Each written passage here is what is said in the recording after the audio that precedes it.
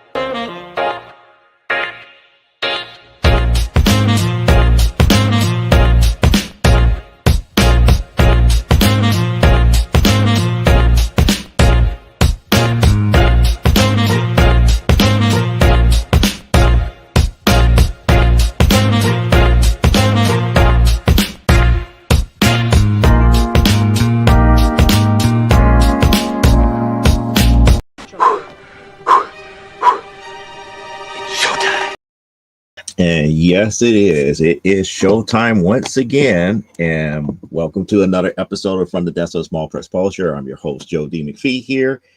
And we're going to do a couple of different things this week here because why? I don't really have too much to talk about. I do have some other stuff to kind of show.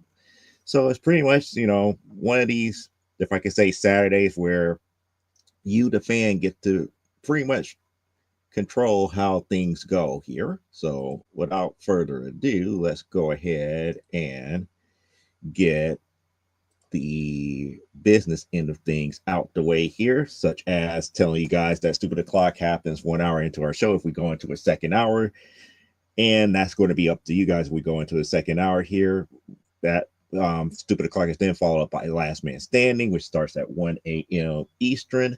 Then you get a little bit of a respite until Monday for Nevermind the Furthermore with Nicholas Tucker at 10 a.m. Eastern on Monday. And yes, there will be another Comic Book Spectrum here. I just got through posting that up on the YouTubes here about this upcoming Thursday at 7 p.m. Central, 8 p.m. Eastern. So without further ado, I'm going to halt a little bit here as far as going right into new comic book pickups for the week here, because this has been kind of like a Saturday where everything got topsy-turvy here. I wasn't able to do my normal stuff here, but I'm going to do kind of like the updates as we speak here. Some of the updates is that I've been working on the adult anthology comic here. I got 2 issues ready to go. I'm working on issue 3. So that might be coming to being posted sometime soon here. Because if I get 3 to 4 issues already ready to go and people like it, then I feel more comfortable of releasing it and everything here. I still haven't worked on Amazonia 8 as of yet. But as you can see, I've been knocking down the books back here. Been reading them and trying to get them ready to go into storage and everything. So that means Comic Book Spectrum may have some new comic book reviews coming soon here. So that's a great thing here. Nevertheless, I'm still working on comics and everything. Today has just been kind of topsy-turvy from events that happened this morning where it stopped me from going to storage, plus the stuff that I'm doing here for my 9-to-5 job, trying to get this stuff up and going, the updates and stuff that they want us to run and everything on the work equipment. It wasn't taking very well. It means a lot of stuff that's happening outside of my normal creative genre here, but I've seen that people are slowly coming in here. So with that being stated, that was the real reason why I was stalling for time, because I wanted to make certain that people got here. So now we could go ahead with new comic book pickups for the week here. We got a little bit of something here for new comic book pickups for the week here. And we are going to start out with The Girl from Uncle. This is issue number 1 from the girl from Uncle here. And let's see, we got comics here. Yep, there's Tori. Yep, she's lurking. I did see your video earlier today dealing with the unicorn thing, so that was good here, to see that you are still doing your gaming thing. So the first book for tonight is The Girl from Uncle number 1. And then I just about, well, actually, I think I did. I finally got a full run of Batgirl and the Girl and the Birds of Prey, that series here. So this is all the missing issues that I didn't have before. Here's another issue number 1, which I already had here. Issue 2, issue 4, issue 5, issue 6, issue 8, 9, 11, 12, 13, and 15. I believe that completed the rest of that series for me here. She said, I got caught up on my comics and my dad picked up. Oh, cool. Excellent. I still got a lot more reading to do. I still got a lot more Wonder Woman stuff to read, but I've been reading the stuff back here. So I got like the Luchaverse series that I got to finish reading here, and try to be ready for Thursday, plus a couple other books here. That's behind me. Besides, once I knock the books down here, I could take the stand off. And since I haven't been doing much sales on Whatnot, I could go ahead and, as soon as the drafting tape gets here, I could go ahead and start on Amazonia 8 here. So outside of the Birds of Prey, I got Outsiders from the 2003 run here. This is issue number 2 of Outsiders. And then I picked up another Jack Kirby classic here, another Mr. Miracle number 1. This one, I'm debating if I'm going to get this one graded or the other one that I have in storage graded. I'm probably going to opt for that one here. And then I got the collected volume, even though I believe I have all of these in single issue format here. But this is the collected volume, even though it says volume 1, but this is the collected volume of Bitch Planet triple feature. So if you have the run of triple features, Bitch Planet triple features, this is pretty much the culmination of the collective of all 3 or 4 issues from that. So that's the cool thing here. And yeah, what do you think of the current? Oh, I've been loving the current Birds of Prey, mainly because it's a different dynamic of the team. And I'm glad that they brought Big Barter back. And I'm glad that it's not really solely focused on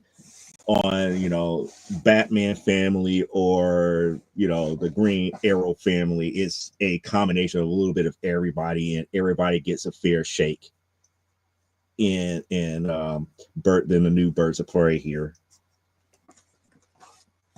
And from there, I think that was the Bitch Planet here. So I got getting closer to having a complete run of Silver Sable. So I got issue 32, some of the later issues of what I was missing. So I got 32 and 33.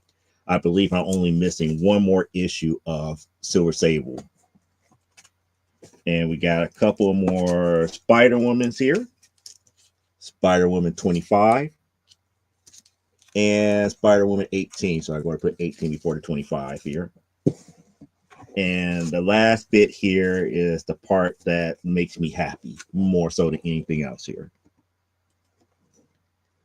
I think it's good, but it's slow. Actually, it hasn't been slow. What I truly believe, if you feel that it's slow, it's actually jumping. It's jumping a lot. It's almost like they get through with one storyline and they're jumping right into the next one without really setting up everything. It's not like it's not really fast-paced, but it's not, if I could say, well, this one thing over here is leading them to go over here to do this here. Because like they got through dealing with the whole thing about getting one of their members back from Themyscira, and then they had to do the whole thing about getting Barbara Gordon back, and then now they up here dealing with the whole thing about the missing Themyscirian warriors that's now being being taken and being used for their blood and everything to create other super soldiers. Like it's just like it jumps. It's not like really setting things up. It's almost like from case file to case file to case file without really having something to kind of smooth it over or to speed up the pace a little bit. But it's been pretty good here.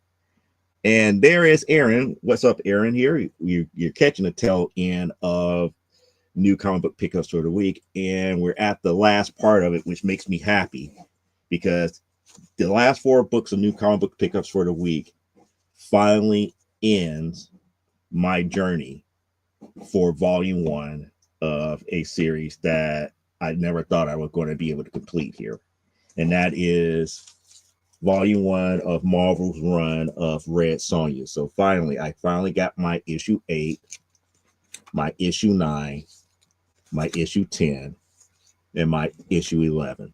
So now I have volumes 1 through 3 now completed from Marvel, and I believe it's the first 2 volumes of Dynamite done. And I'm not going any further. I'm not going any further than volume 2 for Red Sonja from Dynamite, because by the time volume 2 ended, Red Sonja is not the same type of Red Sonja that I liked from back in the day. So that was pretty much it for this week for new comic book pickups for the week here. Like I said, I didn't go to storage. That's the reason why we're doing this live here. Oh, you did. You just emailed me a tracking number. Cool. So that means more books are coming my way. That means more books that's going to be here on new comic book pickups for the week. Hopefully by next week here, because I don't think it takes no more than maybe like anywhere between 3 to 5 business days to get stuff here. So that should be good. Yeah, my Marvel Red Sonja is mostly complete. Okay, cool. Now I can say that mine is. I still gotta, now when I think of it, it's like, did I find my movie copy, the issue of Red Sonja the movie? Because they did a movie adaptation in Marvel for Red Sonja. So I know I have all volume 1. Now I have the 2 issue volume 2, and then it was like a 13 issue volume 3 and a movie adaptation. Matter of fact, let me grab my CLZ here real quick. But yeah, I'm happy with that last 4, that one is now officially completed. Dang it. Okay, there we go. I'm about to say, it's like I know it's right here. So with Red Sonja, one of the things about a phone app as opposed to a desktop app, if it was a desktop app, I would just go ahead and show it on the screen here, but I can't really do that here. So yeah. I do have the movie version. So there is the Red Sonja the movie, which is 1 issue. I think it's 1 issue. No, it's 2 issues. Red Sonja movie is 2 issues. So I'm missing issue 2. I'm missing issue 2 of that series. So I only have the issue 1. So I need to get the issue number 2 of Red Sonja movie. So okay, so that's still one more that I gotta get. Nevertheless, it's still 1 issue here. So the first volume is 15. The first volume of the Marvel series is 15, which I have here. Volume 2, which is the 2 issues, is volume 2. And then volume 3 was 13 issues. And then they have the movie adaptation, which was 2 issues. So that's the good thing here. And then Dynamite has the first volume, which is 80, and then the second volume, which was 19. And the only reason I say it's 19 because there was an issue 0. So that's a lot of Red Sonja here. But Dynamite has a volume 3, volume 4. I think they're probably somewhere on like volume 5 with all of these other things here. I'm looking at all these sub series here.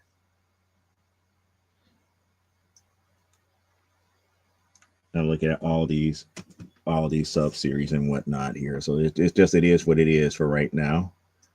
Let's see, where was I at? Yeah, I sold my Marvel Sonya. I had the adaptation. I got it off of oh cool. That's not bad. Yeah, Frank Doran Arts Rock. I agree. I agree here. But now I'm happy. I'm happy that that series is complete. I'm happy that the Batgirl Birds of Prey is almost done. I'm getting close to completing. It's like once I start completing certain series, it's going to get to the point where a lot of my comic book buying would be either maintaining the current runs that I have, such as like the Wonder Woman, the Absolute Wonder Woman, Birds of Prey, stuff like that, or gap filling series that I may want to learn about or slowly get into, because I just thought about it. It's like with Red Sonja just about being done, with the Marvel Red Sonja being done. I almost completed Gen 13. I almost, if I complete volume 1 of Birds of Prey, that means that the current stuff is the only one that I have to worry about for new books here, as far as Birds of Prey is concerned, because I will have everything. Except for, yeah, no, I will actually have everything for Birds of Prey. I'm still, trying to track down volume 1 of Wonder Woman books, early stuff. And when I say early stuff, we're talking about from like books from like 160 something to number 1, going backwards that way. And a handful of other titles like Spider Woman is like a handful of books like that, except for volume 2. Volume 2, I just now started on volume 2 of Spider Woman because that was not Jessica Drew. But it is what it is here. No worries about being late. Tonight's episode is pretty much whatever you guys want to talk about, because like my Saturday just, like I said, it wasn't the main Saturday here. I wasn't a big fan of Marvel features, even though I have a lot of them.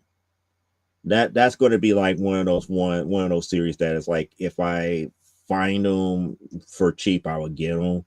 But I think I have the greater majority of them.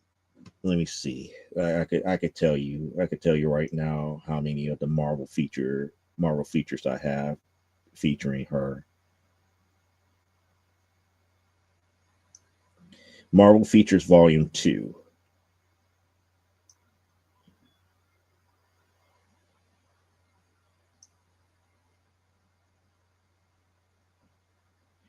I am missing maybe like 4 of them. So it's not that many that I'm missing here. And yes, I do like the new Birds of Prey. I do like the series. And I fell back in love with the series because of the simple fact that they made Big Barda part of the main cast now. And people keep forgetting that Barda and a lot of these other female characters were in the original volume 1 towards the tail end. So we had Big Barda, Knockout,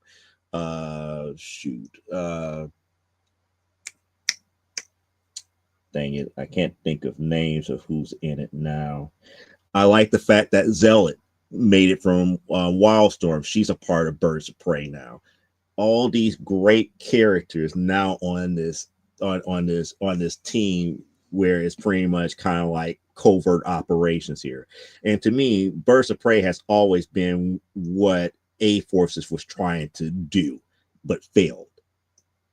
And like I said, they always had this great core. It's like the original Birds of Prey had this great core of Barbara Gordon, Black Canary, sometimes the Huntress, and sometimes Catwoman. And it was just like, and then we just add slowly but surely more and more characters to that roster.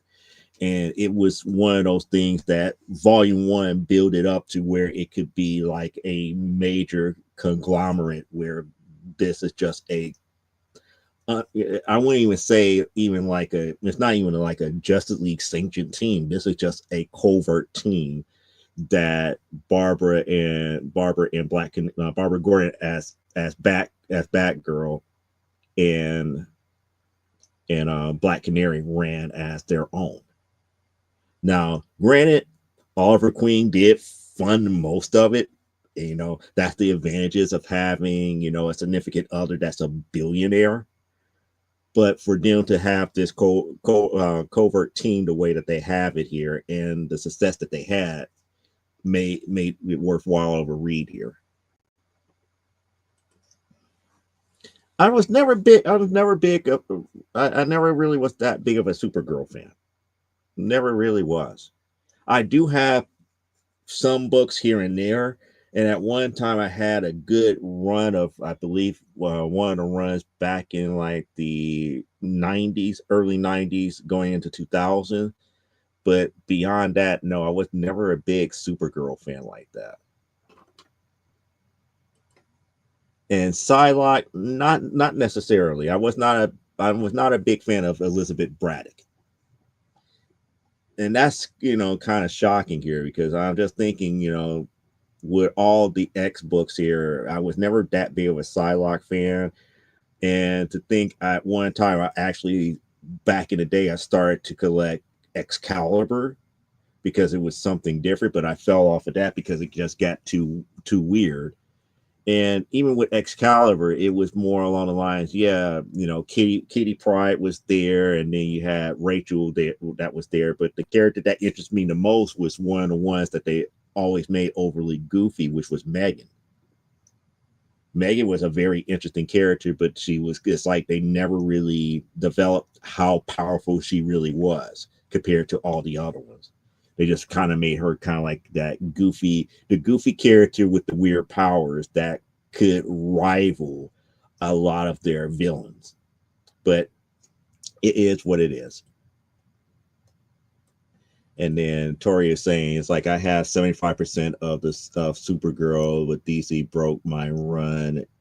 I was like, but DC broke my run, and I still don't know how her pandemic era ended. Oh, okay. So I wouldn't know either. I wouldn't know either. That's when, yeah, I like early Excalibur, Alan Davis art. Yeah, I wasn't really into the art. It was just like the stories just got weird. But then again, it's like, you know, the whole thing with Shadowcat, then it became it's like it was always about Shadowcat going over to Great Britain with Nightcrawler, and then it became kind of like, oh, it's Captain Britain and his strange kind of like love affair with Megan, and then now they have, you know, they also had Rachel that was there that was like, you know, kind of like bridge the gap and everything, and then now all of a sudden you got Pete Wisdom joining the group, and it's just like the characters and stuff that they fought were like weird. It was too cerebral for my taste, if I could say it in that aspect. And I'm saying cerebral for my taste, and I'm talking about this is cerebral for a person that was, I believe at the time, 14, 15. I'm up here, it's like, oh, there's some cool characters here, but the stories just didn't, you know, latch on. I like her in the early days when she appeared in the New Mutants. Yeah, I mean, Kitty Pryde is a very great character, and to be quite honest, she actually surpassed a lot more of her characters that were a part of the original X-Men when she made the leap to Excalibur. And Excalibur really almost became more about her book until they allow certain aspects of Captain Britain overshadow her, especially after they allowed Pete Wisdom to join the team. It really became more about Kitty and how she was really adjusting to all the craziness that was going on, especially as, you know, a leader of that team, because originally it's like everybody was looking towards Captain Britain to be the leader, but eventually Kitty took over. I was never a big fan of Cassandra Cain. Cassandra Cain never really, like I said, most of Batman family outside of Catwoman never really interests me. You know, Cassandra Cain never really interests me. Barbara Gordon was like, meh. Huntress did. And the only reason Huntress did is because, like I said, dealing with the whole thing with the infinite Earths and everything. Earth Earth 2, no, was it Earth 2? It's either Earth 2 or Earth 3 was very, very, very weird but interesting at the same time. Because of the simple fact it's like this whole thing about the pact that Bruce and Selena had, where Selena took another name and went into hiding because they wanted to protect their daughter and trying to, hide the fact, that this was Bruce's daughter. You know, that Earth was interesting. And then the fact that she ended up because of the fact that she was in hiding, Selena took another husband who happened to be a part of the mafia, and then the mafia ties and the money and the ability for Helena to take the mantle that she did. It was kind of like serendipity about the original origin of Huntress. It was just weird serendipity. It doesn't work in current canon though. It doesn't work in current canon, and it kind of works for the best here, because Huntress will always have to be a character from a different universe, because again, there's so many different iterations of the fact that Bruce and Selena have been together, but there hasn't been any true universes where they actually had children except for that one.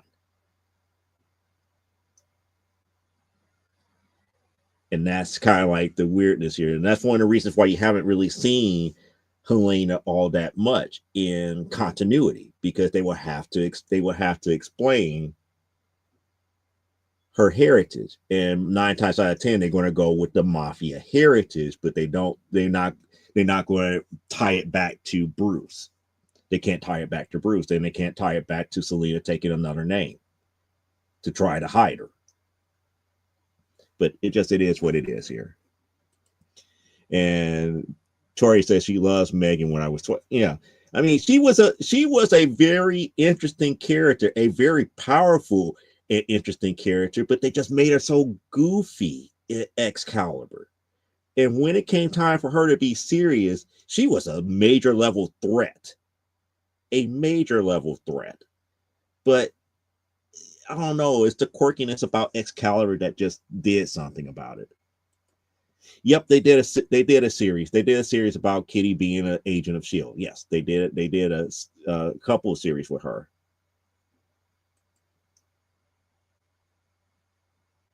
I collected things like Villains United and certain people's rogue gallery, because like I collected Flash at one time, but mainly because I loved his rogue gallery. Flash and his rogues gallery worked very well, unlike Bruce's and his rogues gallery. Bruce's rogues gallery, to me, overshadowed Bruce. Bruce is a boring character. His rogues gallery is more interesting. Just like with Flash. Flash's rogue gallery is interesting, but it's not that whole good versus evil dynamic. It was like clashes of personas and how they view society. Because when you really break it down, characters like Captain Boomerang really wasn't all that evil. Captain Cold was not really that evil.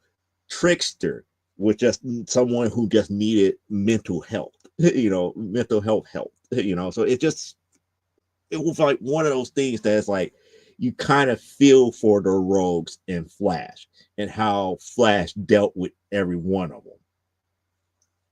I mean, again, the whole thing with Captain Cold, Leonard Snart was not, and Leonard Snart was the one that really kind of made the rogues gallery for Flash the way that there is, with the whole code of ethics. Yes, Flash's rogues had a code of ethics. Their whole goal was not to really go out there and murder people. They were up there, it's like, you know what? I'm trying to do X, Y, and Z here. I may have to knock over a couple of banks and see if I could get this money to do X, Y, and Z. And their code of ethics would be like, look, we are not going to go out here to take a life unless we have to. And when they say have to, I mean literally it has to be like the last ditch effort. So all of their capers and stuff was really designed in such a way where very few people had to get hurt. But if somebody had to meet their end, there was a means for it. There was a means for it. It was pretty much they would help expose why they had to die. In other words, they would help expose the greater evil or the greater, if I could say, threat of why that character should not exist. In a way, helping Flash see the bigger picture. And that's why, I kind of feel for characters like the Trickster, because the Trickster really didn't want to hurt anybody or anything to that magnitude. He just somebody that's, kind of off his rocker, off his meds, and, he just wanted to have fun. It's like the way that he knew how to have fun. Leonard Snart just wanted to prove that he could actually beat Flash, that he could actually, get away with a caper scot-free without having to deal with Flash. Mirror Master was a little bit different. Captain Boomerang, again, just another person that wanted to test his mettle against the fastest man alive that believed that he was better. But I have always been a big Captain Cold fan, because Captain Cold was like, I could care less about half of this stuff. I'm not up here trying to kill anybody.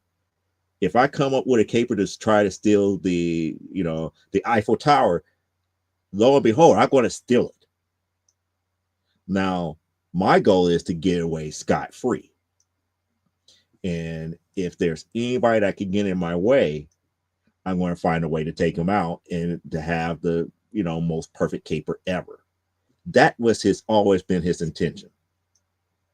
Not to have any real malice or anything to that magnitude. So that's the reason why I love Flash and Flash's Rogues Gallery. Now, Flash nowadays, not so much.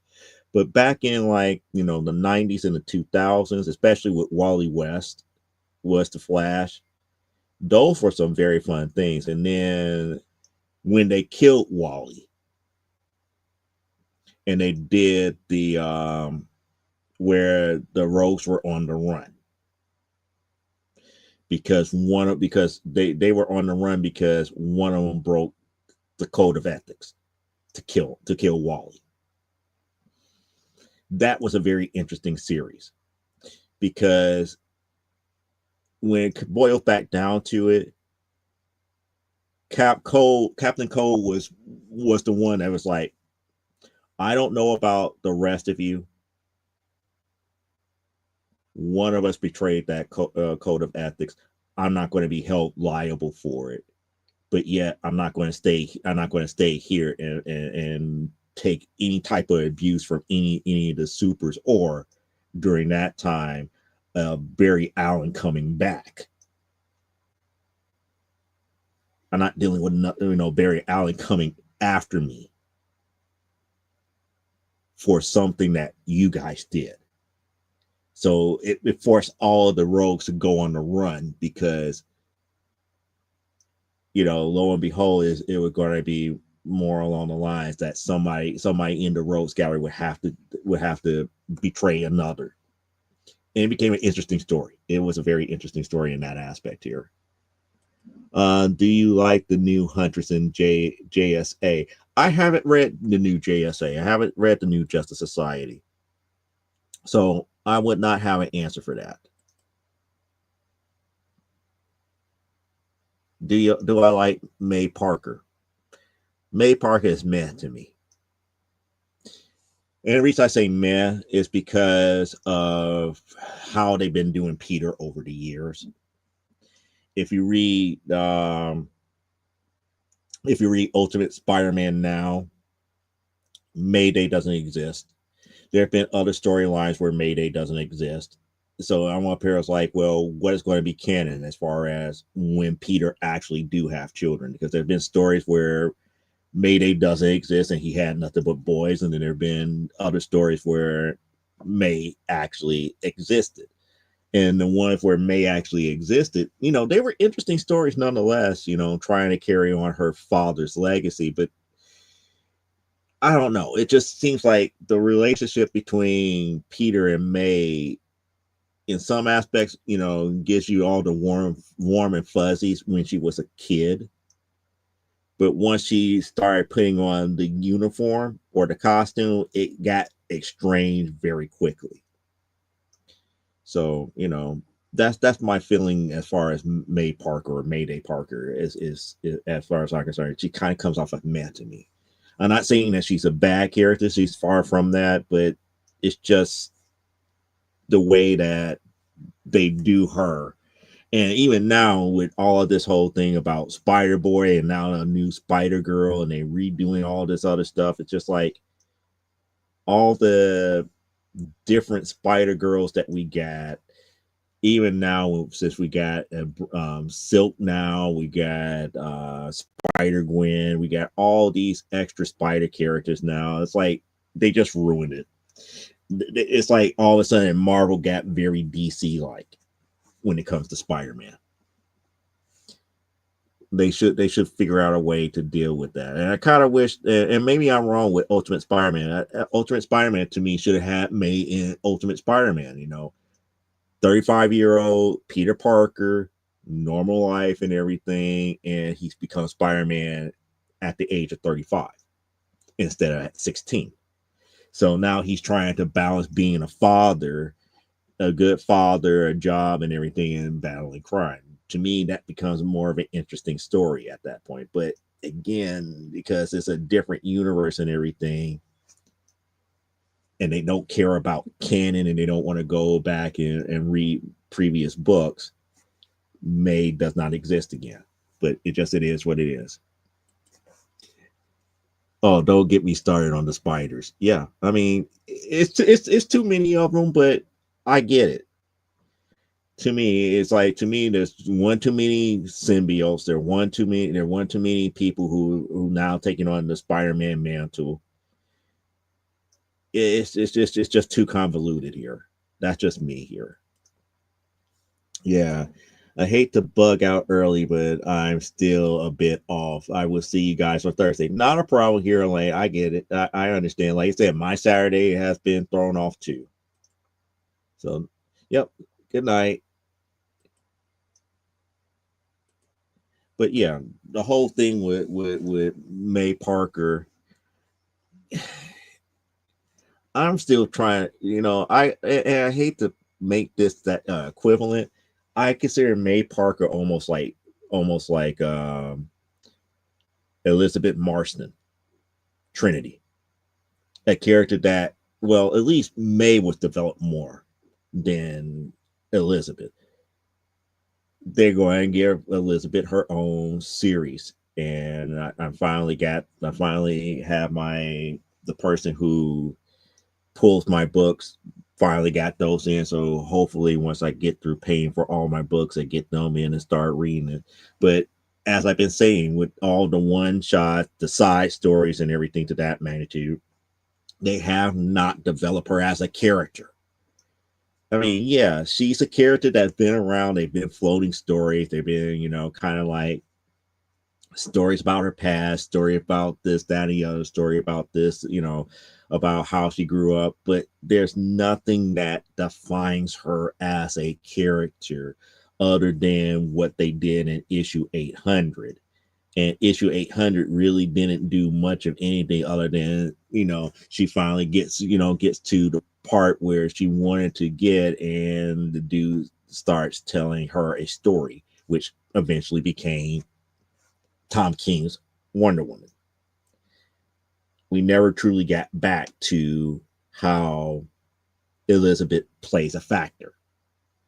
We get all these little side stories every now and then we got the reprint of the Trinity special, and nothing new there. And then the first previews that I've seen of the new ongoing series for Trinity is her dealing with herself throughout different times in her lifespan. And I'm up there like, what? This is not how you develop a character. This is not how you make her likable. But I know, and you know, I know Tori's here. I know how Tori feels about Trinity, and I get why Tori feels the way, because a lot of the stories from her past gives her the warms and fuzzies about having like that big brother mentality, you know, having that big brother to kind of like bounce things off of, and you know, to go on adventures with and everything. And it's like, I get, you know, that was a nice little romp for that, but that does not develop her as a character to where she is as of right now, from where 800 is. Because 800 really made you kind of like not like her, because she was overly brash, overly braggadocious, but at the same time, Jonathan and Damien kind of like, hey, it's partly our fault because we never reined her in as kind of like our little sister. We never reined her in. We never truly stopped her from being who she was. But you know, it kind of is what it is here. No, was not that big of a fan of Donna Troy. I was more of a fan, if we're going to go Wonder Woman family. And surprisingly enough, I liked Cassandra Sandsmart more than Donna Troy.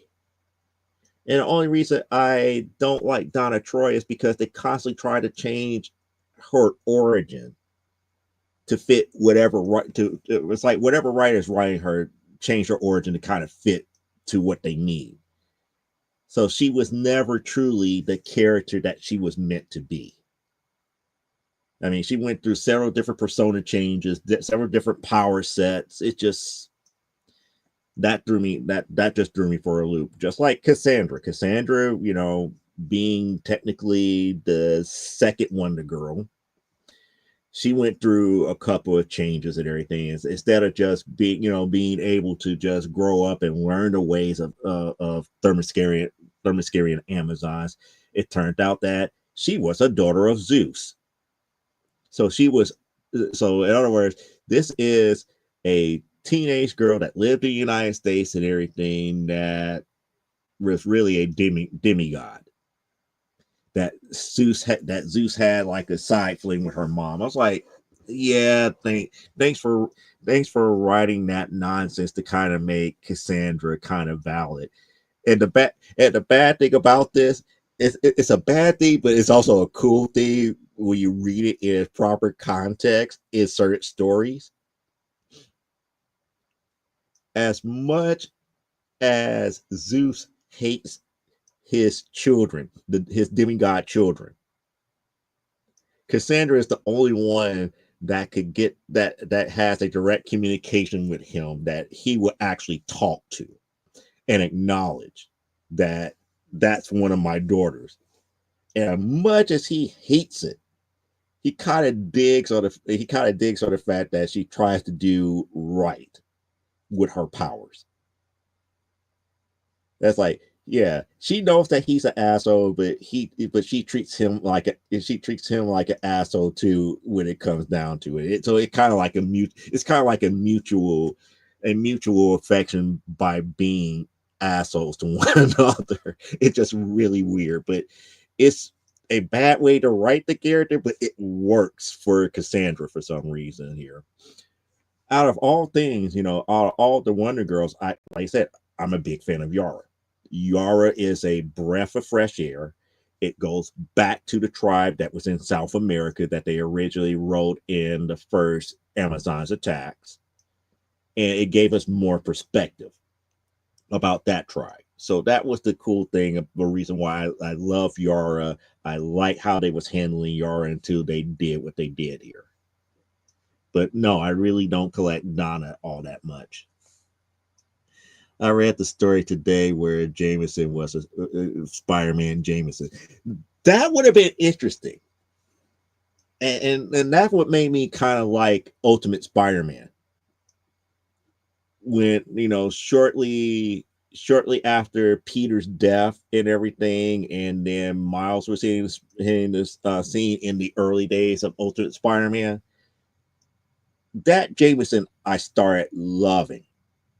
Surprisingly enough, as much of an asshole that J. Jonah Jameson could, was to Spider-Man. After he had his direct, if I could say it, his direct involvement with Spider-Man, where he literally saw him save lives to the detriment of losing his, Jameson finally put aside his whole hatred about mass vigilantes and was like, you know what? This dude did right. I can't badmouth him anymore. He did right. And then seeing what he did when one of his best friends, namely Norman Osborn, coming out to him and saying, it's like, hey, that guy that we had, that we call Spider-Man, it's more my fault that he got his powers and this, that, and the other. And I found it so fitting that I tried to recreate the experiment, and now we have Miles. And and he pretty much came out. I was like, well, and also be damned if we lose, if I don't be able to track him now and get the powers away from him. And he came out and told Jameson this straight out about all the stuff that he did, about all the stuff, the people that got killed, the people that he sent after both Peter and Miles. Jameson was the first person with a straight face looked back at Norman Osborn. It's like, we've been friends for quite some time, and you expect me to just be forgiving after telling me all this? He takes out a gun, point blank range, tries to put a couple of caps in Norman Osborn, but unfortunately, when he did that, Norman changed into Green Goblin. I was like, no, don't. That's like, don't do Jameson like that. No, but it made me proud. It made me proud to actually like J. Jonah Jameson in that version of Ultimate Spider-Man. It made me proud. Nice. Yep. Yeah, they reduced Trinity to a mini thing. Okay. Yeah. Even for a mini series, it's like they just need to develop the character. That's been my complaint. They haven't developed the character. Why would we care about her now? I mean, yeah, I dig the cover. Did you see the one cover for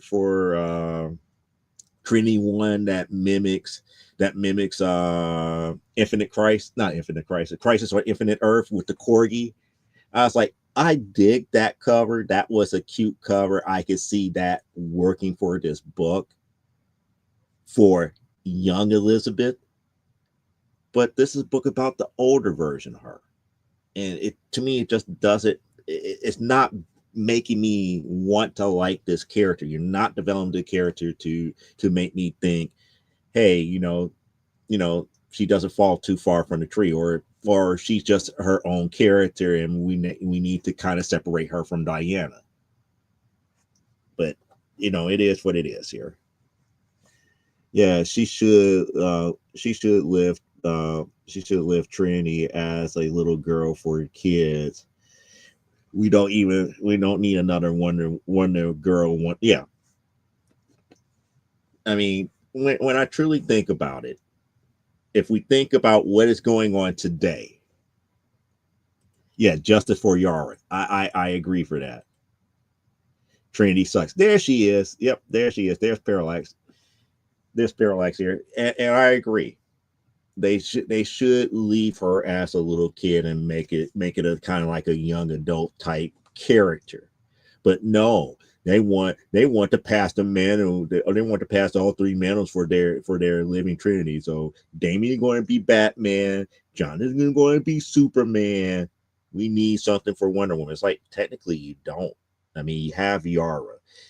Out of all the people that's there, you have Yara, you have Cassandra. Both of them could have been the next Wonder Woman easily. If worst comes to worst, you could bring back Donna. You don't need somebody new. You don't need a direct, if I could say, progeny, progeny from the loins of Diana to be the next Wonder Woman in for that generation here. And to be quite honest here, Future State showed how well Jonathan and Yara worked together as Superman and Wonder Woman. Even with the fact that Jonathan is of a different persuasion, it worked.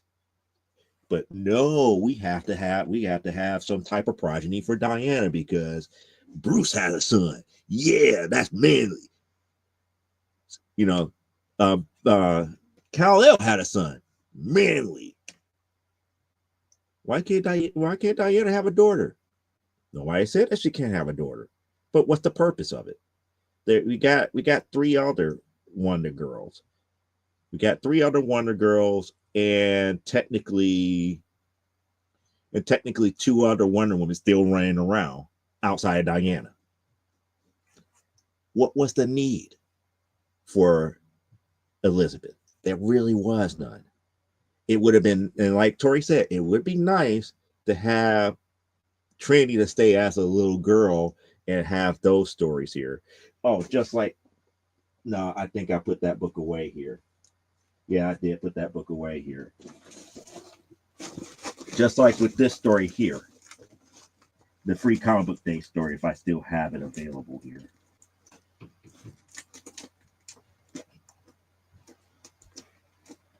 Oh, that's all my plastic, man. That's more. Yeah, I think I already took it to storage. Yeah, it's not in here. I already took it to storage here. It was, unless, no, here it is. Like this series here. This to me, with instead of having a young Diana, if they would have had a young Trinity, a young Elizabeth, it would work.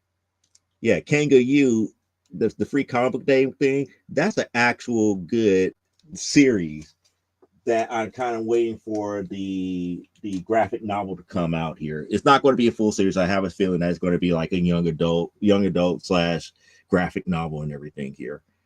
Okay, here we go. I seen Parallax. Yeah, I just got, well, you missed that part where I answered Aaron's question about do I collect Donna Troy? I was like, no, I don't. Not like most other people do. I was like, I never really got into Teen Titans like that. I never really. It's like all the changes that they made to Donna Troy, it just it makes you not want to get involved. It's like whatever writer is writing her is whatever they see fit to make her power set is. Yeah, exactly. Future State Batman finally gave props to whatchamacallit, dang it, I can't even think of his name. Lucius Fox's family.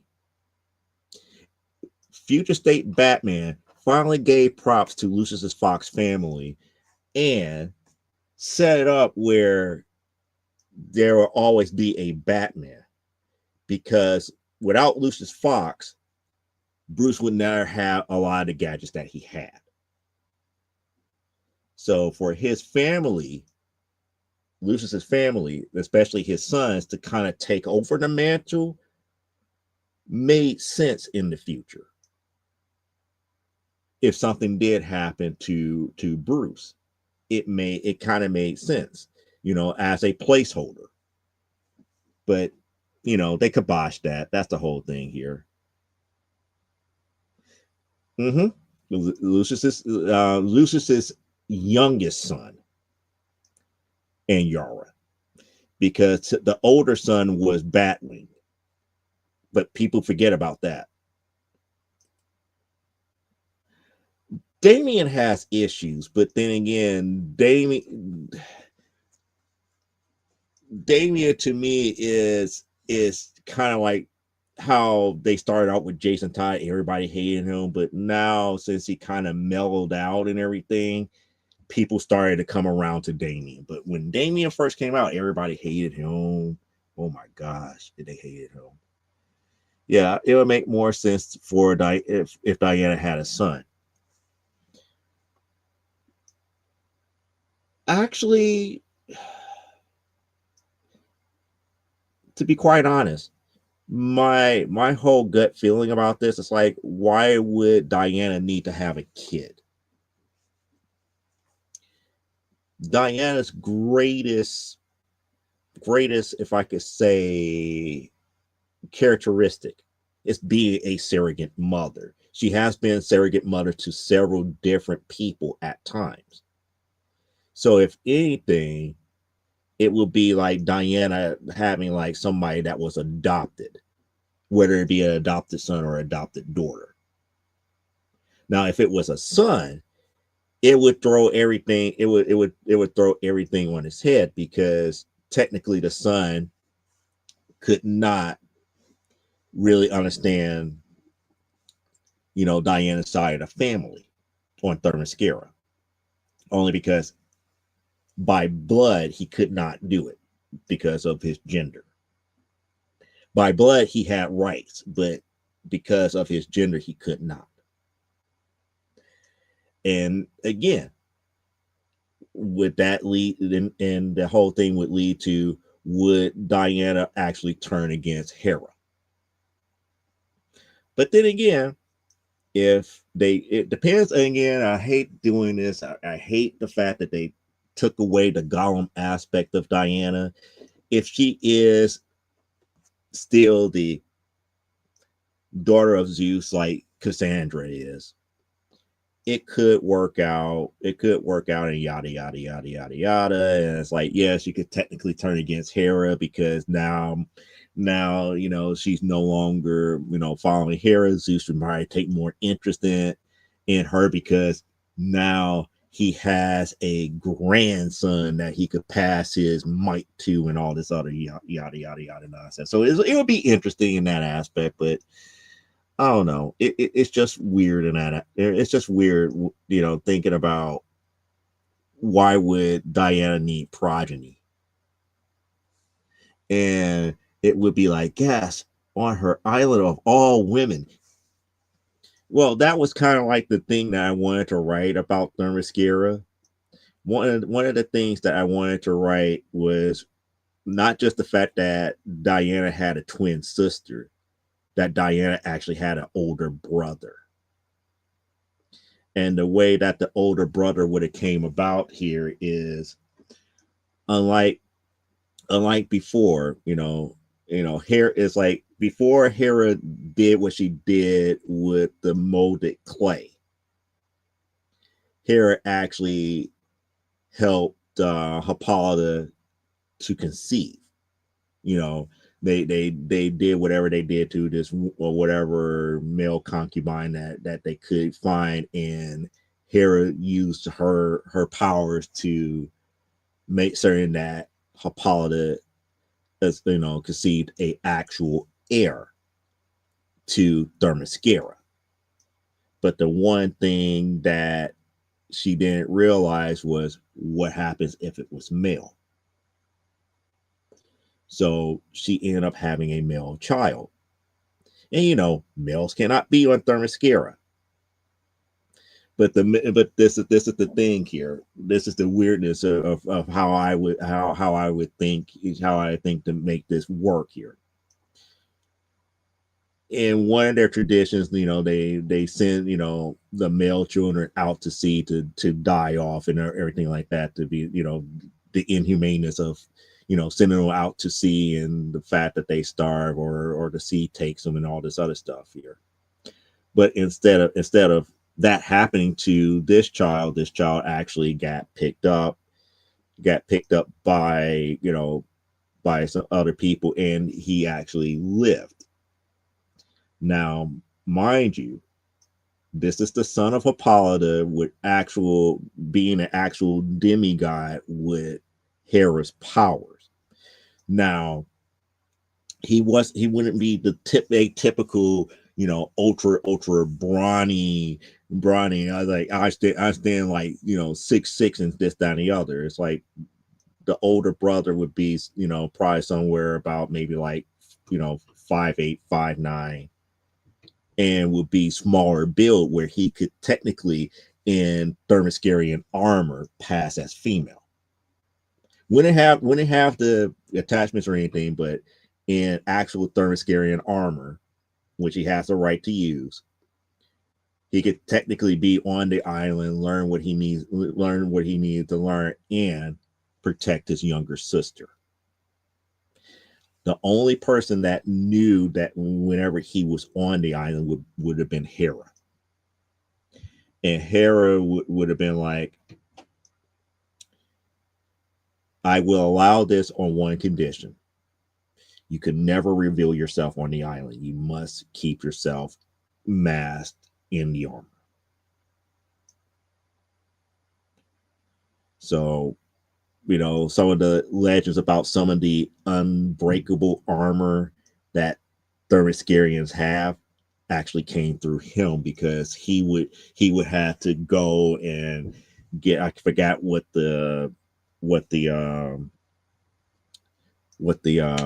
actual blacksmith was in the underworld that did a lot of the armor for like Hades and the original outfit for Diana before she went to the world of man.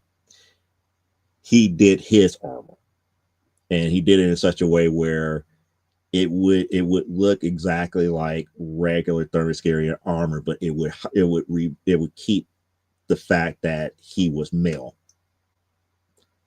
a secret. And even when he talks, it would sound like it was a female talking.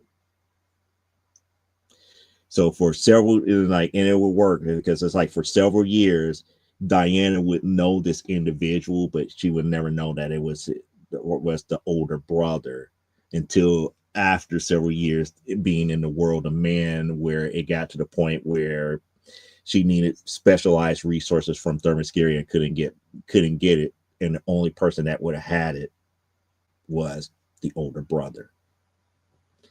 And it was weird. It would be weird in her aspect, because why would a man have any actual, factual, undisputable knowledge of Themyscira and the tribes? There's no male scholar that would ever know that, according to lore. But it makes a great story. But that's pretty much the way that I would have done it. Besides, Superman age is super slow. Diana is immortal. Why can't she be Wonder Woman? To answer that question here, it depends on who's writing Wonder Woman, because if you remember Volume 1 of Superman Wonder Woman became a god. And when I say a god, we're talking about something that was more powerful than Zeus and everything. So yeah, she was immortal. Earth 2 Wonder Woman was immortal. They even stated that in towards the end of Infinite Crisis, that she was immortal. I forgot what other incarnation. Volume 5, at the end of Volume 5, going into Volume 6, she was a quintessence, which means that temporarily she was immortal. They wanted her to be a quintessence, but no, they got rid of that. They poo-pooed that. They poo-pooed that back in, like, I want to say it was like 760 something, 766, 767. in Volume 5. And the whole thing about Darkseid killing the Quintessence shortly after that. Only because it's like if they was telling Diana, if you became a Quintessence, you could no longer go back to Earth. And she says, like, I couldn't, she couldn't live with that. She couldn't live with the fact that there's so many different people that she could still help. That she just couldn't leave Earth by herself. It's like it made no sense for her to be a Quintessence. That's how powerful she is, but it is what it is. It's like, yeah, I only have certain runs of Teen Titans. I have some of the more modern stuff, but it kind of is what it is here. Donna was ruined for me after she married after her marrying Marv Wolfman inside herself. I am not familiar with that series, that particular storyline, so I might have to go back and research that one. I agree. He does fit more for that order than being Bruce's protege as Batman. I agree with that.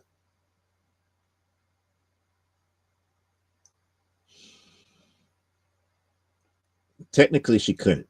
Technically, she can't. Technically, she can't.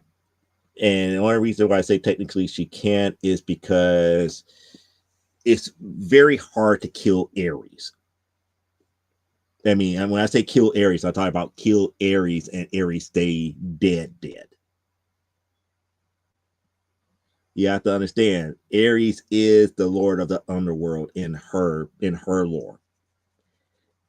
So how are you going to kill the person who runs hell or the underworld? It's awfully hard to do. I'm not saying that she can't be a god of war, but it's a hard pressed sale. It's almost like there has to be there was a way in DC continuity to where you can get rid of all the Olympians. There was a way. But then again, for her to be the new god of war, you would also have to like the change of making her over to Zeus's daughter. But that's neither here nor there.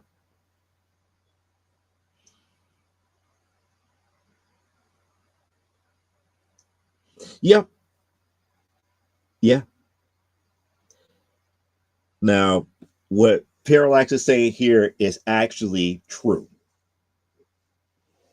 It's actually true because you have to understand the aspect of what happened with the original Wonder Woman series with ABC and when it went over to CBS. ABC was doing Wonder Woman in World War II. And during that time, they never really talked about how old she was during World War II. When they went over to CBS and they put her in modern day, that's where they messed up, where they talked about how old she was. So that was kind of accurate. And the fact that it's the great grandson of Steve Trevor, who happens to still be named Steve Trevor in that version of the series. It was just so weird.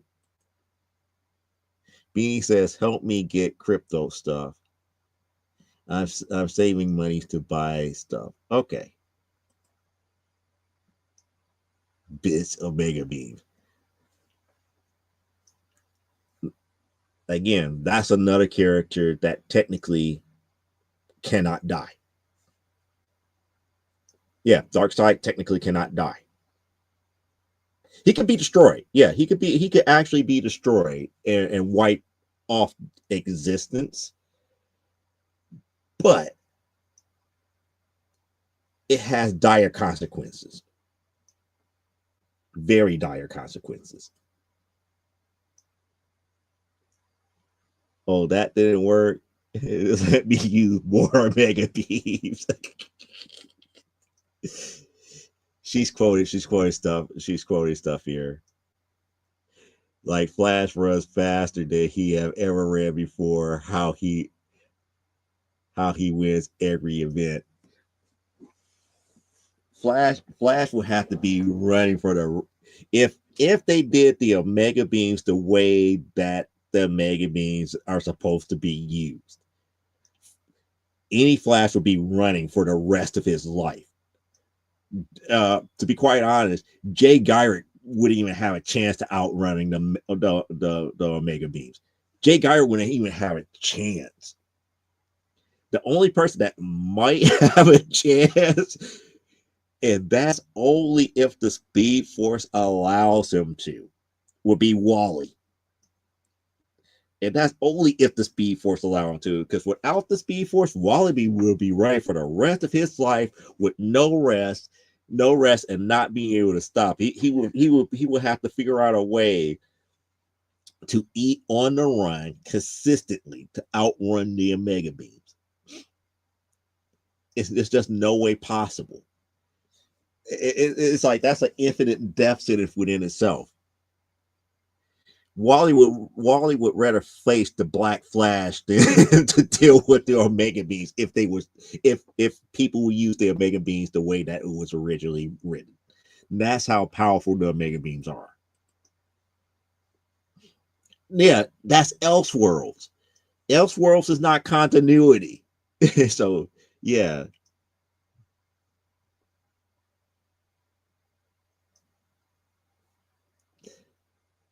Exactly. I mean, you have to think about it. He did it for like a decade. Do you know what type of toll that would take on any Flash? Any Flash, he would not be able to stop. He would have to be able to like pick something, pick up like food and stuff without it deteriorating in his hands, eat it and discard it, and still it would, without dropping a beat, because the even for the slightest instance that he slows down, the Omega beam catches up that quick, that much quicker. That's not an easy thing to do. And considering that most Flash's speed is based upon their metabolism, and they could tire out real fast the faster that they go, depending on their caloric intake for that day, it's not good. It's not good. But that's why I say a lot of people who write about Darkseid, especially dealing with certain characters like Flash, any one of the Flashes, they just don't understand that aspect of it. They might be able to outrun it for a day, 2 days, a decade. That's no, but it's a good thing that it was an Elseworld, which makes it make sense. But in continuity, there's no way in the world without use of the Speed Force that they can outrun it without any great peril for themselves. With the Speed Force, it would just be like an infinite. They would just be running infinitely. Once they tap in, it'd be infinite run. They will just be running for the rest of their lives. They would be running in their skeleton form and still running. Still running after that. They wouldn't be able to escape it, but they would just be able to avoid it until that day where it's like the Speed Force says, "I give up," and poof. Just like the simple fact about the Omega beams cannot affect Superman. I just don't like the fact that they did that for Kal-El. And that's why I always loved the anime Superman the anime series about how Tarpon died, because that was the wake up call that Superman needed. Oh, you're not going to kill Tarpon. I'm going to jump in front of it. Okay, or maybe he's going around you. So I was like, somebody who's been studying old school Darkseid. And I was like, thank you. but it is what it is here. So what else you guys want to talk about? Because this episode is not about me. I don't have any topics here. We were just talking about all the stuff that you know from comic book pickups, and a lot of people was asking me different things that I actually collect here. Some of the things that I know why we got off into this juncture here, because I made mention about, as I've started to finish off a lot of these different runs, that my collections are solely, my need to buy certain issues goes down way dramatically. Such as, like, for example, with I'm only missing one issue of, well, I shouldn't say that, because Tori asked me about the Marvel Features, Volume 2 of Marvel Features featuring Red Sonja. I was like, oh, yeah, I'm still missing about 4 or 5 issues of that here. I am missing issue 2 of the Red Sonja movie adaptation. And that's it now, if you paid attention to that here. Raven Darkholme, not necessarily. Even though she's an interesting character, she is a very interesting character. Mystique is a very interesting character. I really don't collect her. I wish I would have paid more attention to a lot of the Mystique runs that was in the early 2000s, because they seemed interesting and they kind of gave her more depth, but I never really collected Mystique like that. I never really found her character to be something that I would collect here. Yep, that's one of the series that I'm still collecting here. I'm still collecting spirits. That's the reason why when you asked me that question earlier, I asked, was it magazine or comic? Comics, spirit comics from Kitchen Sink, I am missing a whole bunch of. I think I'm in my CLZ app now. Yeah, yeah. Kitchen Sink did a whole bunch of them, and DC did a whole bunch of them. Yep. But people keep also forgetting that Kitchen Sink originally took over the Warren Publishing version of the magazines.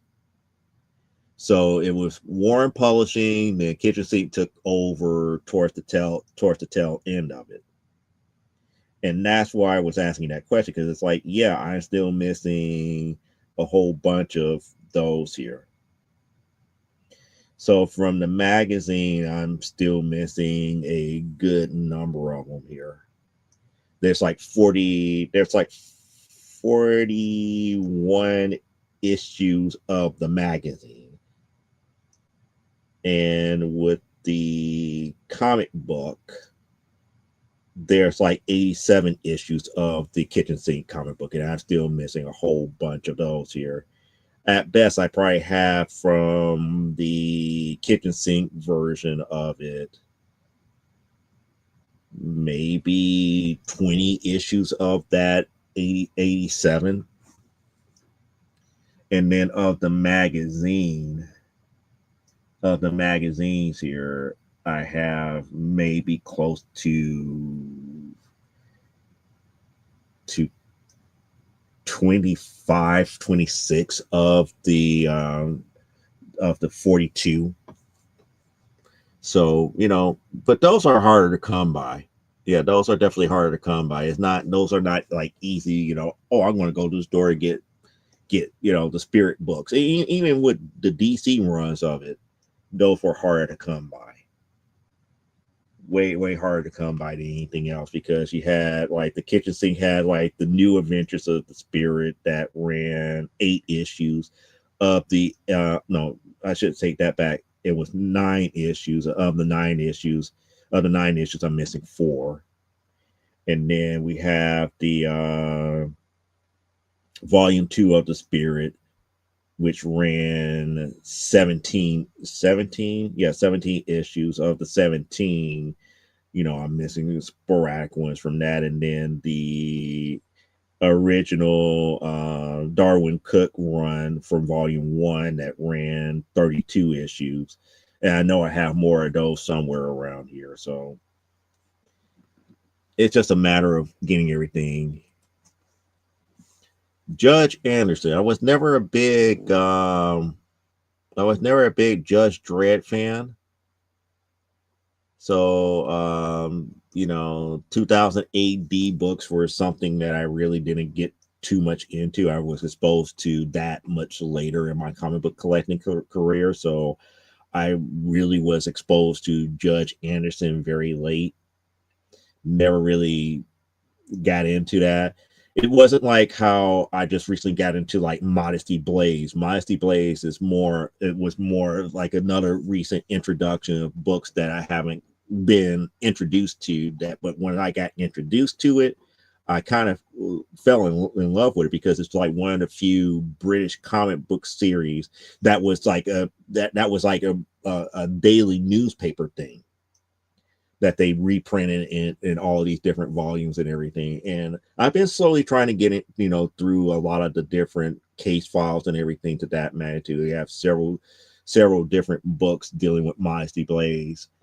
And it's interesting. It's more along the lines like, I wouldn't say it's to me, part of it is kind of like,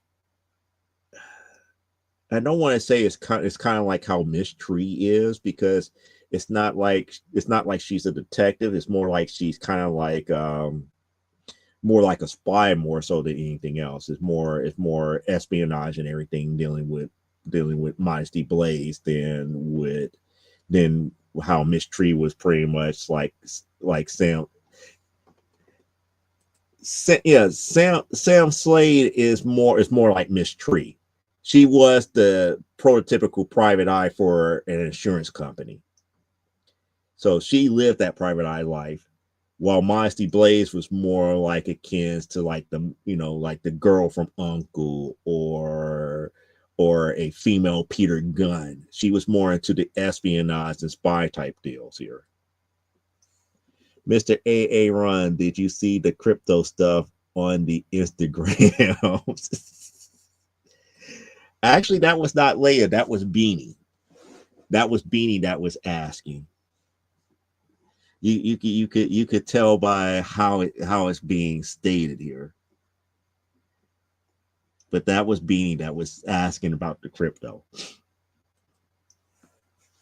But Judge Anderson was something that I never got into. Just like people who have introduced and just recently introduced me to things like Strontium Dog and a lot of the other 2000 AD titles. Am I a big fan of it? As of yet, nah. It's not really getting me to the point where I was like, I want to collect them, but I don't mind reading them. I don't mind reading them just to get exposure to it. And that's kind of like the cool thing here. Yeah, you left the voice choppy, clippy. Yeah, you left. It's like, yeah, you left the voice clippy. Oh, okay. Yeah, I'm impressed, Joe, that you're close to finishing your runs. Well, that's part of my goals here, and like Beanie and Leia and everybody knows to a certain degree. I'm more of a preservationist when it comes to comics here. For me, it's not about, oh, I gotta get this issue because it's valuable. It's more along the lines like, hey, I like this series. I want to read it. If I could get the whole run of it, I will read it. And then after that, I'm going to try to preserve it, because you never know when it comes down to history and stuff and culture and everything. Later on down the line, you could have like your own little museum or something to that effect here. Like, you got a lot of people that collect all these different magazines, all these different newspapers and stuff to that magnitude, because it preserves history. We need some things like that for comic books, like somebody to really have like every last Spirit comic book that's out there could be accessible for viewing. I think we got okay, there we go. I'm on Wi-Fi. another reason why Saturday has not been good because I'm currently on Wi-Fi right now and not on my regular Ethernet cable because of doing updates and stuff for my 9 to 5 job laptop here. The stuff that just got to be done here. But no, that's the reason why I've been really trying to finish these runs here. I just recently finished my run of like the 1983 theme series. Again, I finished what volume 2, 3, 4 of Birds of Prey just recently. There's like people who are really close to me know that I have pretty much from like Uncanny X-Men from like issue number 1 from 1963 to like the very end of volume 3 of Uncanny X-Men nonstop. I'm missing issues. I'm missing issues here and there from volume 4 and volume 5, but that's when I really fell off of X-Men. I just like didn't like it anymore. Everybody knows that from like I want to say issue like 167 from volume 1 to now, I have a Wonder Woman. And if I ever complete volume 1, that's going to be the series that I just have to make certain that it's preserved, that later generations will be able to at least see what these books look like, have some type of roaming exhibit or something. Because it's very rare that you see every last at least Wonder Woman title book. And this does not even include the Sensation Comics, the original 1940s run of Sensation Comics. That would be too much of a nightmare because those are few and far between, and that's just too much money to kind of like invest in books and everything. It would be nice if I did, hit like the lottery or something like that to be able to buy more of them. And that way I could go ahead, buy them, get them graded, and set up everything the way that needs to be set up here. But it's just one of those things that can be used for later. The same thing for Red Sonja. It's like I was talking to one of my business partners, and he saw all the Red Sonja stuff. It was like, yeah, we could do these types of days as like a traveling museum or a traveling gallery showing and everything, because you have all these different artists that actually did covers and worked on stories for Red Sonja, and he saw that it's like he just about got all the Marvel stuff. Until Tori mentioned, it's like the Marvel feature stuff, which I never really thought of as the same as having the Red Sonja title runs. The only thing I don't have the first appearance of Red Sonja and Conan. But then again, I was never a big Conan fan. But then again, if I did get into Conan, and it's like the only issues that I really would want to pay attention to was the Red Sonja issues and the Bellet issues, because of the simple fact that those two characters were unique in the Conan arc. And those female characters played a particular role. They weren't the quote unquote damsel in distress type deals. They served a purpose outside of that. But yeah, there's a lot of stuff, a lot of books that I try to collect to the end. Oh, another one that I'm getting close to completing, surprisingly enough, is Doom Patrol. And when I say surprising enough completing, I'm talking about all the way from like My Greatest Adventures number 80 to the last present day series, which I believe is the Unstoppable Doom Patrol. I think I think they were starting to come out with another miniseries for Doom Patrol, but I think that it is. But I believe it's Doom Patrol. I believe it's Doom Patrol Volume 3 that I'm missing, like the last half of it.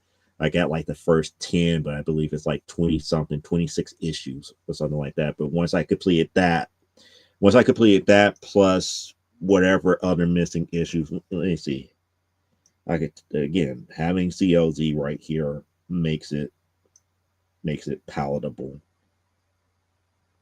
And to think I used to make my own access databases to try to hold this type of stuff, and I lost that a while back, or else I would be able to tell you exactly what I'm missing here. I'm down to missing 3 issues of volume 2 and the second half of volume 3. And then I will have everything Doom Patrol related from just the title Doom Patrol. I mean, but that's, to me, that's the real nature of collecting books. It's like you want to read the whole entire story. Granted, do I remember every last issue I read? No. Have I read every last issue? No. I want to be honest. I have not read every last issue of X-Men, especially the newer stuff. The older stuff, oh yeah. Yeah, those are good stories, but when you get into like volume 3, volume 4, volume 5, that's not the X-Men that I grew up with. It really wasn't. It really not. Yes, I do. I do like modern Doom. Well, I haven't read the new. I believe there is a new Doom series. I believe it's a new Doom series, which is supposed to be like the new Doom Patrol, just like there was a new Challenger series called Challengers, or the new Challengers. I haven't really read too much of those as of yet here. Matter of fact, let me double check here, because I know Unstoppable Doom Patrol I love because it brought back the feels of old school Doom Patrol. But I think there was a new Doom series from DC. I don't think it was called Doom Patrol, but it was, I believe it was called Doom.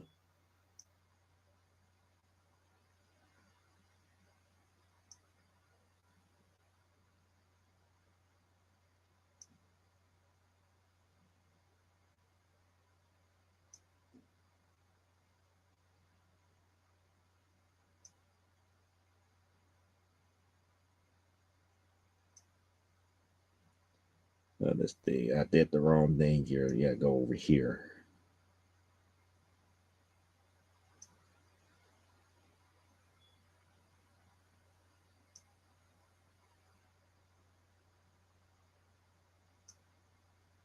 There's Unstoppable Doom Patrol. Oh, that was the other series. Yeah, I still have to finish getting Doom Patrol Weight of the Worlds. I still have to get to finish that one as well. Silver Age Doom Patrol, which I already had.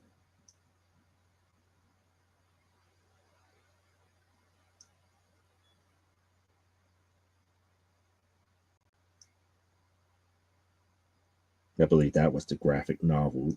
Yeah, that was a graphic novel. Doom Patrol Brotherhood was the graphic novel that recollected Volume 3.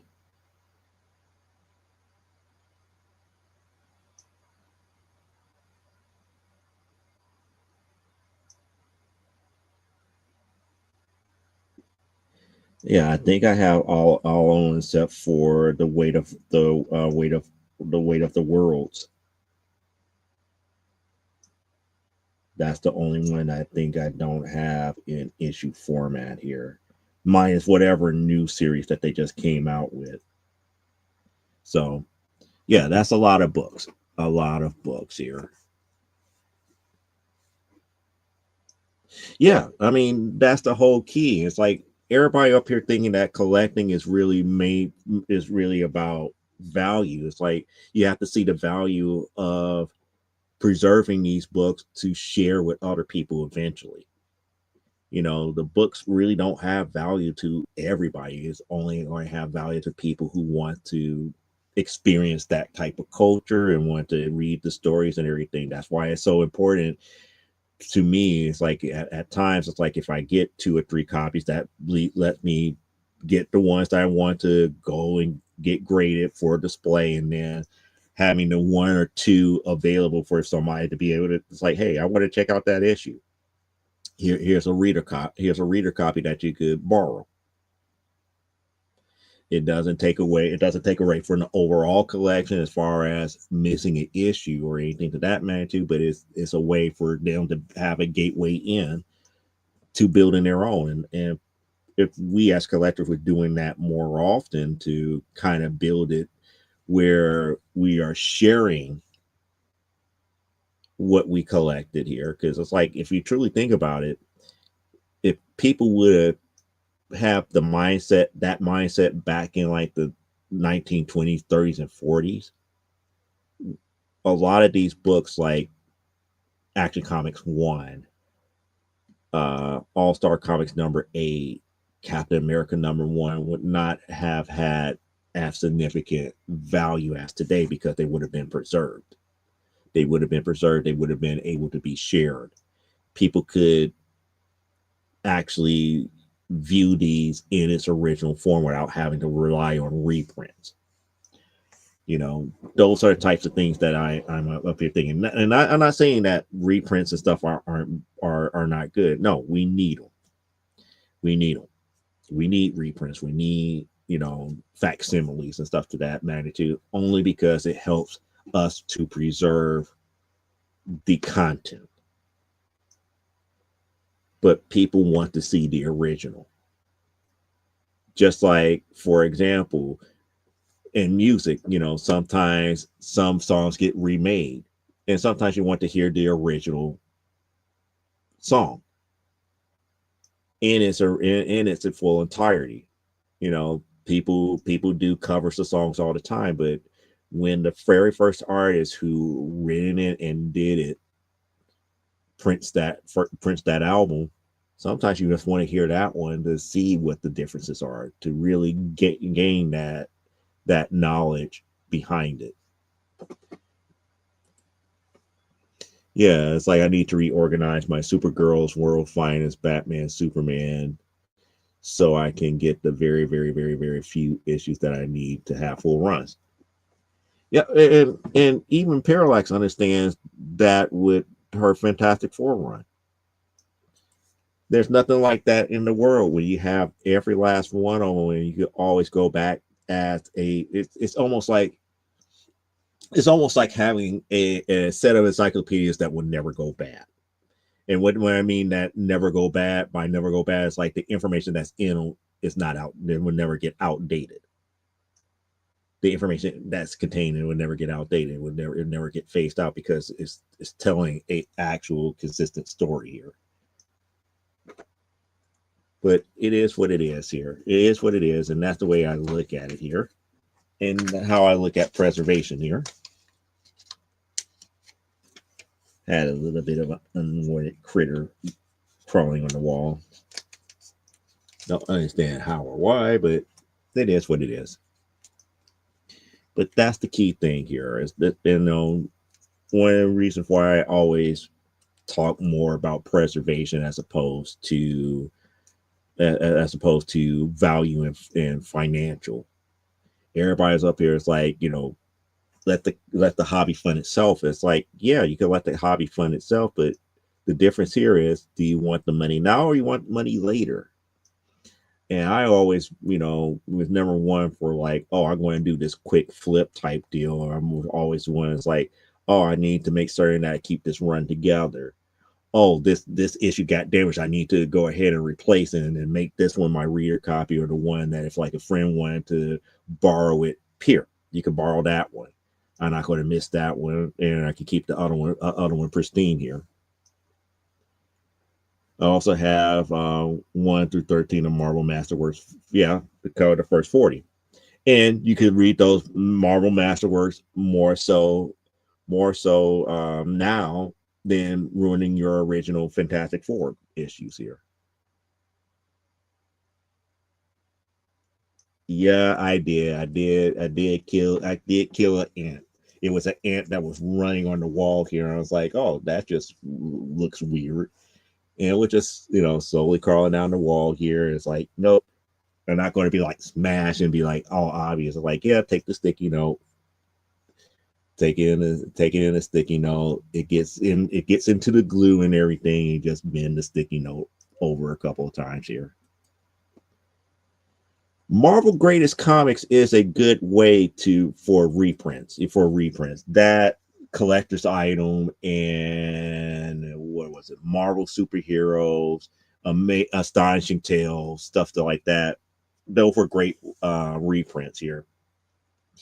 Just like how I always said it, and I still want to get one. I still want to get a giant size X-Men 1. I still want to get that. But if you cannot afford a giant size X-Men number 1, the next greatest thing to having a giant size X-Men number 1 is just going out there and finding yourself a good looking, close to a 9/8 copy of classic X-Men 1. That was essentially the reprint of giant size X-Men 1 plus a side story.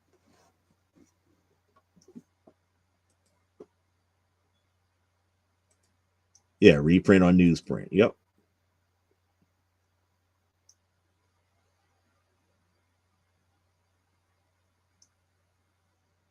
She's saying 1 and 2. Technically, it was just issue 1. If my memory serves me correctly, issue 1 was always giant size X-Men 1, and then 2 was I want to say X-Men 94 or 95, because they always did the Cochrane giant size 1 right into the Claremont Byrne start of the X-Men. They didn't go back in the day. I don't know why they started with giant size X-Men 1, but it was what it was here. And that's was one of the things that I liked about classic X-Men, because of the backstory. They always add a extra side story. That's something that you never knew about what was going on. I believe issue 2 had a Magneto story that was never told before. And this is the problem about being on Wi-Fi. The problem with being on Wi-Fi is that when the signal goes down, it knocks out my camera for some reason. So it's kind of like one of those things here.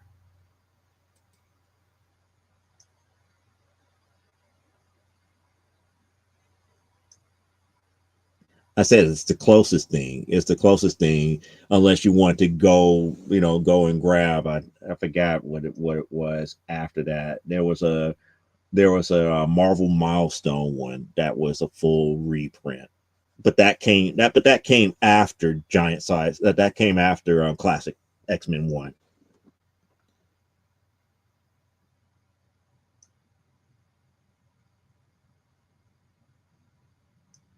Yeah, that's true.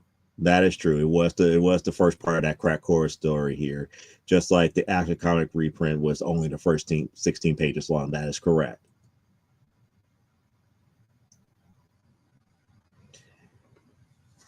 Again, the facsimile is not the same.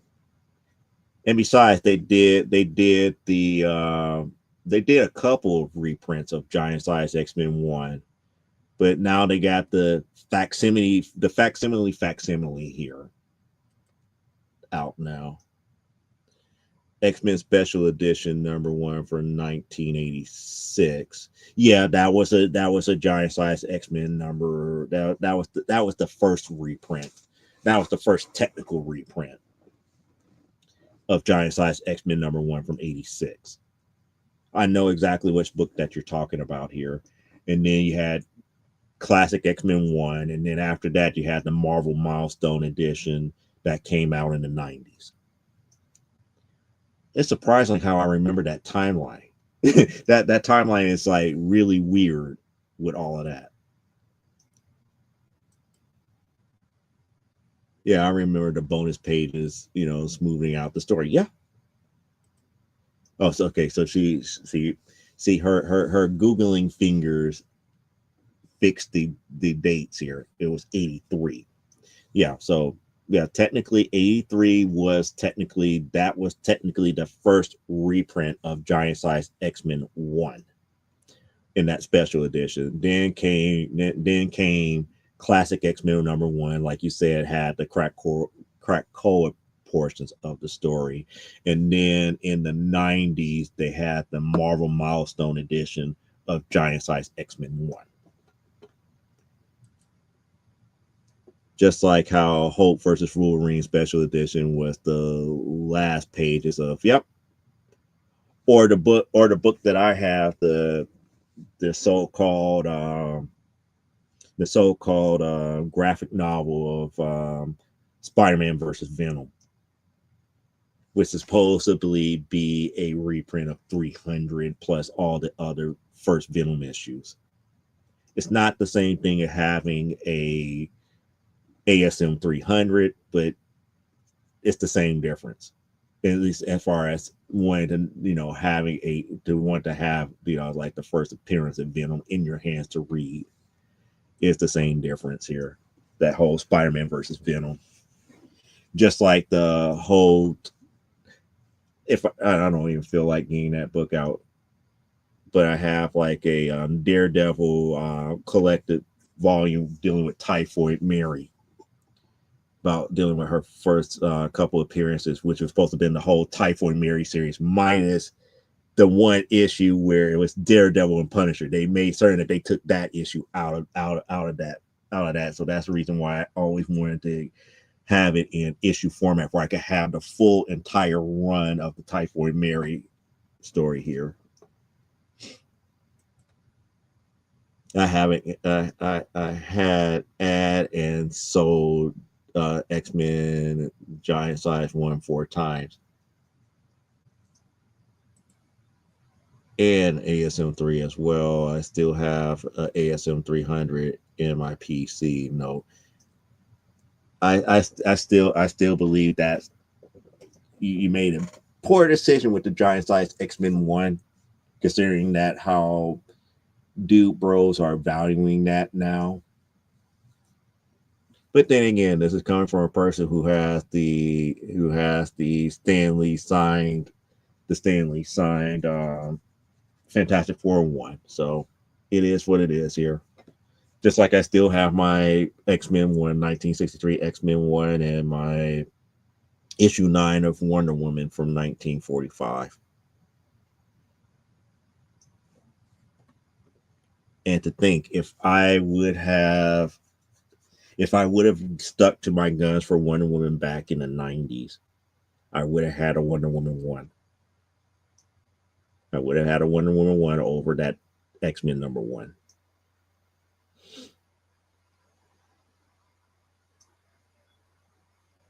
But then again, I got the Treasury editions back there. And for people who don't know what I mean, I got the Treasury editions. I'm not talking about these right here.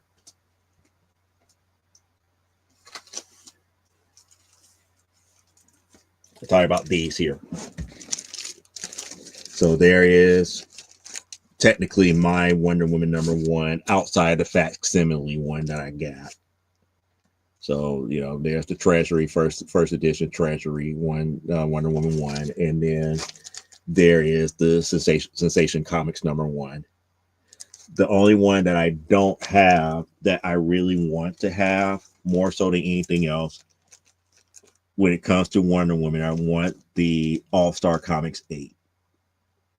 And All-Star Comics 8 was the very first appearance of Wonder Woman. Yeah, first Madam Web is two. Really? First Madam Web is that expensive?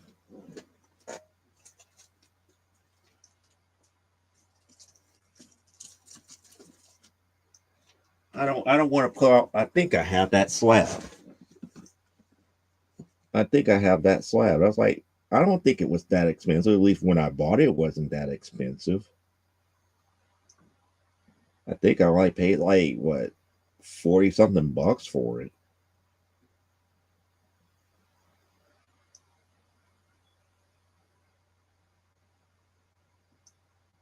Yeah, I have a 7.5. I have a 7.5 Amazing Spider-Man 210 newsstand edition slab. So yeah, that's what I'm saying. It's like when I bought it, it wasn't too expensive. It was like $50. Now I don't know. Yeah, a few years ago, first appearances were cheap. Yeah. Then the movie dropped. Yeah, it spiked. And Dude Bros covered it. Yeah, someone wants to sell me a near mint raw for $70. Yeah, no.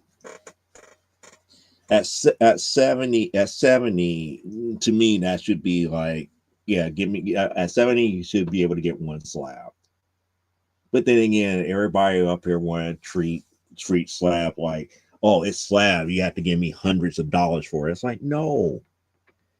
Especially newer books, it's like you spend what, $30 to $40 to get it slab. Guess what? The book that you just, that you got brand new, you finally got your 9A, it was on a hot list. Guess what? That at best is no more than a $50 book because it's a recent thing. It's like raw books, the fact that the book, you bought it raw and you paid, $40 to get it slab. It's like $40 plus whatever the book is cost, not what it's worth. Because the worth of the book, when it first comes out, does not equal the lasting value of what it could be later on down the line here. And trust me, I had books that I could have sworn that would have been worth a whole lot more money that is worth nothing right now. Like the gold edition of Onslaught #1, where I have the certificate of authenticity that it was made out of 24 karat gold. Worth nothing. Zero. I would be afraid to get it slab because, the way that the gold leaf paper is, it was kind of, shaky and everything.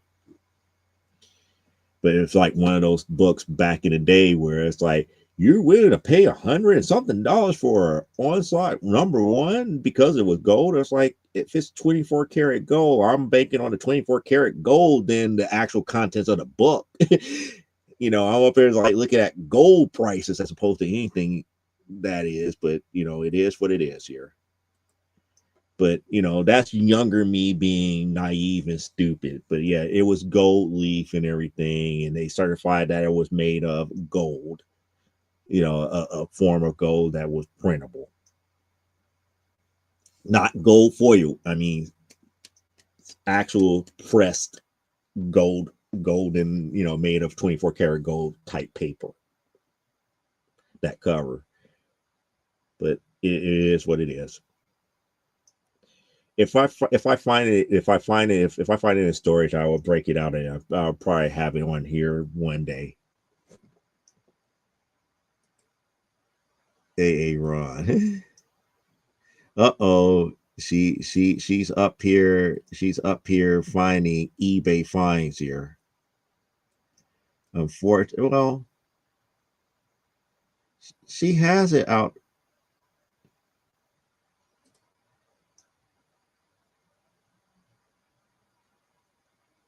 Exactly. Exactly. So that's why I said my younger self back in the 90s was like, oh, this is a great value for $100. And I was like, I remember I tried to sell it at a comic book convention, and I was like, nope, we don't want it. We don't want it. We don't want it. And I was like, but this is made of gold. I was like, we don't want it. I was like, wow.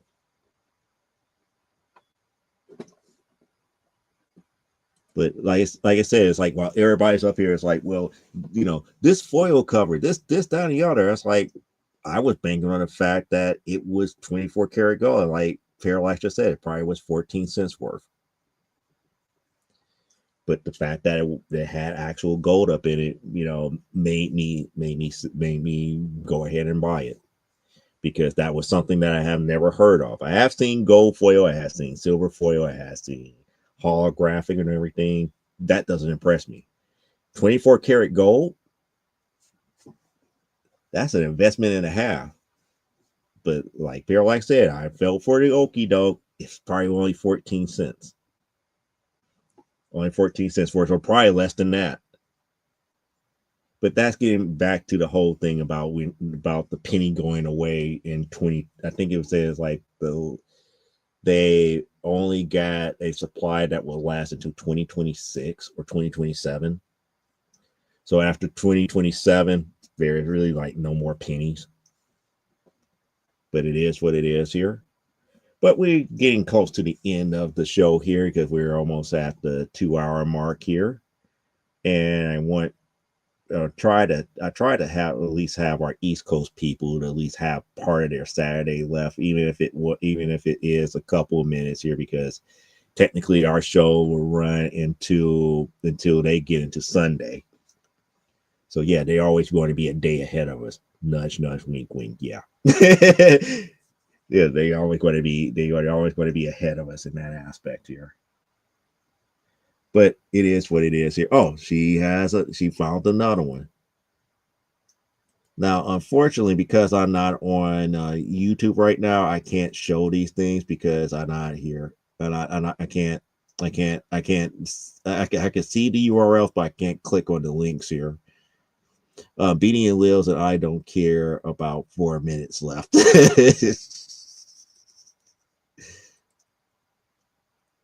Yeah, well, we're wrapping up here. The reason I say it that way is like I'm not going to go into like a whole nother tirade where it goes on for another 30 minutes or so, but we're in like the last couple of minutes here. So if you got the last couple of questions, or if anything, if we're going to take a look, see if we could take a look here on. I'm just curious. I'm just curious as far as some of the stuff that's being popped up on here. So I'm going to try to do this without having like the echoes and everything on everything.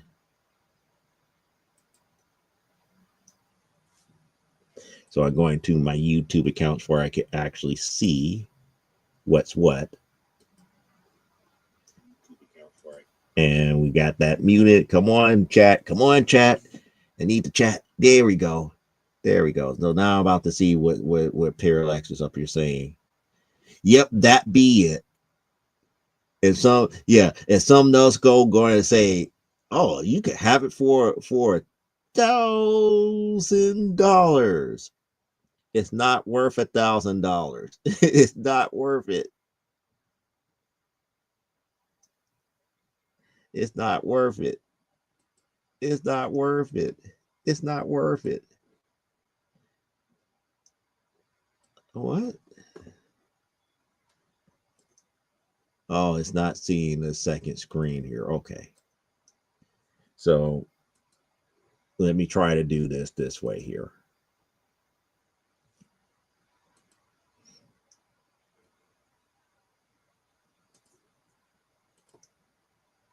We want to try to do this real quick.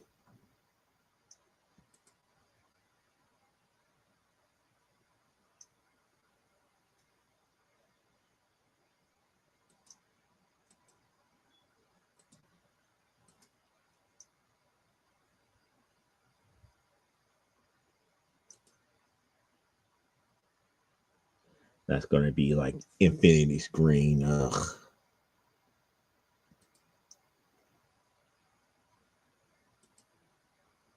Yeah, it's not going to allow me to show it because I don't have my other screen available. Hold on, people. Never fails with technical difficulties. Stupid work. Stupid 9 to 5, making me look bad.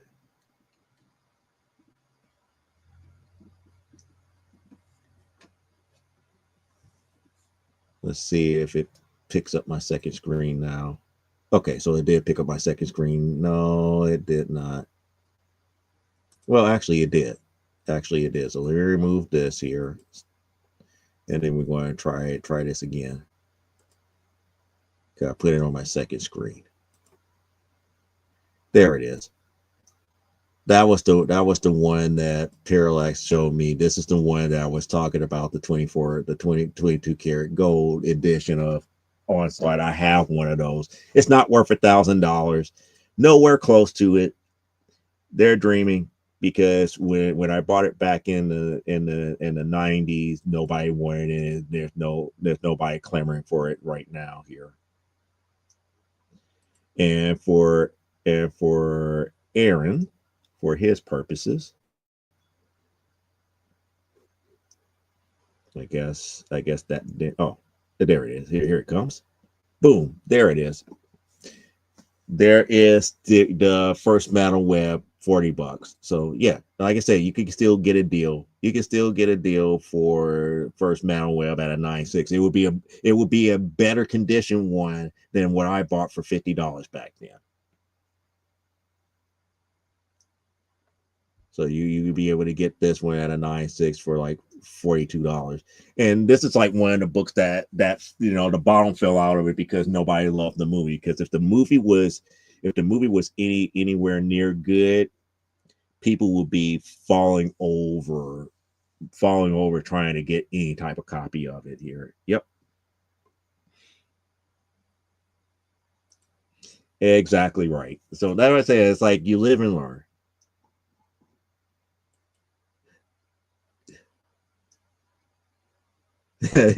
Aaron left. So he hopefully, if he watched this on the replay, he sees it here. But that's pretty much what's really going on as of right now. Here, as far as the stuff that we were looking at here, as far as books is concerned. But at this point, we're at the 2-hour mark, so it's time for me to say adios for the evening here. I thank you for watching. If you love what we do here from the Desk of Small Press Publisher, please feel free to subscribe. We're still on our subscription campaign. We're trying to get back the subscribers that we lost when I lost the channel earlier due to losing my Alma Modest email. And I still have to go back on Facebook to finish downloading all of the other episodes that I used to have. At least for right now, I have until maybe sometime towards the end of summer to get all those videos off of Facebook to preserve here, because we will lose a lot of our older videos and everything if I don't do that here. But like I say, we live and learn and everything here. As I always say, live life, grow, and be well. And we'll be back here next Saturday for another episode of From the Desk of Small Press Publisher. Hopefully I have something to talk about, but I enjoy these interactive conversations nonetheless here. And like I always say, these shows are mainly for you guys here. You have a voice here on these chats here, and I truly appreciate all the conversations and the questions and everything that comes out of all of this here. And we got a supposed friend tried to sell me that. Yep. Thanks for looking it up. And that's when she said, you have a Leia here. It's like, if you want one, keep your peepers on that book. It ends tomorrow night around 10. Cool. Yeah, it's like I got a raw copy. Oh, so he got one heading to him. So that's good. Yeah. To be continued on Facebook right now. Okay, so we're out. See you later. Have a good rest of your Sunday if you're on the East Coast, and everybody else have a good rest of your Saturday. Bye.